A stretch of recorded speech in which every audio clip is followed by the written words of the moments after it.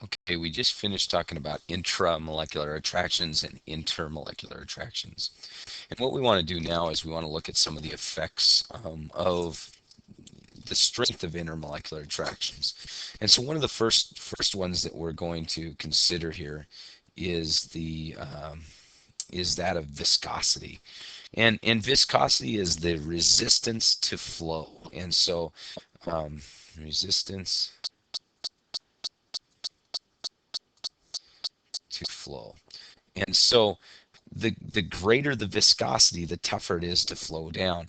And so what we have here is just a picture of 5 test tubes, and you'll notice the first one's running pretty quickly. The second one has a nice stream running down. The third one has this little bead at the end of it and a very thin thread. And so as we move across here, this has the probably the weakest intermolecular attractions, getting stronger, and so on as we go across. And this looks pretty much like a gelatin after a while.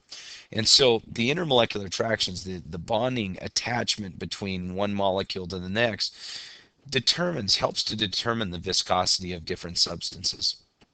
And so if we went back to intermolecular attractions and intramolecular attractions, if we consider the intermolecular attractions, um, what we're seeing here is one molecule to another. So if we have one molecule here, how is it being attracted to the next one over?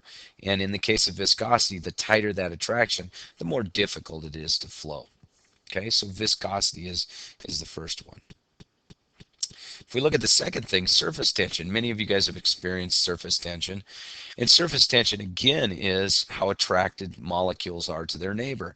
If we look here, we actually see a paperclip floating on water. I don't know if you've played around with that before, but it's kind of fun.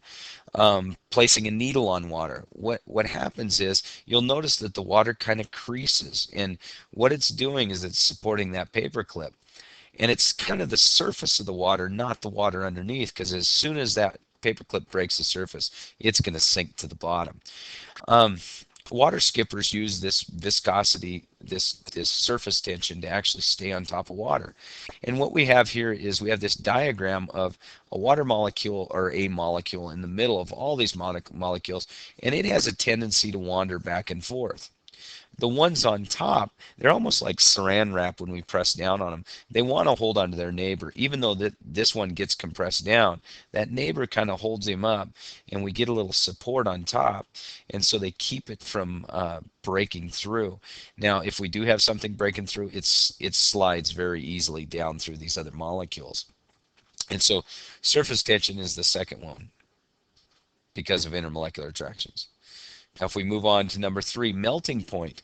So as we get higher and higher attractions between molecules, if we look at something like methane, and what we're going to do is look at characteristics that are very similar. So methane, if we look at it, has a mass of 8. Well, let's see, 4 and 12. So it actually has a mass of 16. Now, methane has about the same mass as water. Water is actually 18. And so if we look at water, that's 18. And what happens is methane at room temperature very quickly goes into gaseous state. Is not a liquid at all. Now, when we go to water, water's very much a liquid at room temperature. And it's because of this hydrogen, this dipole bond that we talked about earlier. That dipole bond allows it to be much hold together much better, so its melting point is much higher. And then the methane is a non-polar molecule. Okay, so moving on, we have the hardness of molecules. Hardness is actually defined by a couple things. It's defined not only by the intermolecular attractions, but also the intramolecular attractions. Things that tend to be network covalent solids. Network covalent solids are very hard. Those are things like graphite and diamond. They tend to be very hard. Ionic solids also tend to be very hard and brittle.